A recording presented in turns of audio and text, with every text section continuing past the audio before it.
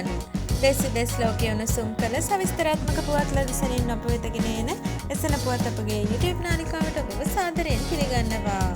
ආභ්‍යාචනාධිකරණ විනිසුරු දුර සඳහා පුරප්පාඩු පවතිද්දී ඉකුත් රජ සමයේ ඊට විනිසුරුවරුන් පත් නොකිරීම තුළින් මූලික මිනිස් අයිතිවාසිකම් උල්ලංඝනය වී ඇති බවට තීන්දුවක් ලබා දෙන ලෙසilla හිටපු ජනාධිපති රනිල් වික්‍රමසිංහ ඇතුළු පිරිසකට එරෙහිව ගොනු කර තිබූ පෙත්සමක් විභාග කරන පුද්ගල ශ්‍රේෂ්ඨාධිකරණ විනිසුරු මණ්ඩලයේ සමාජික විනිසුරු මේනකා විජේසුන්දර අද එම නඩු විභාගයෙන් ඉවත් වන බව දැනුම් දී තිබෙනවා.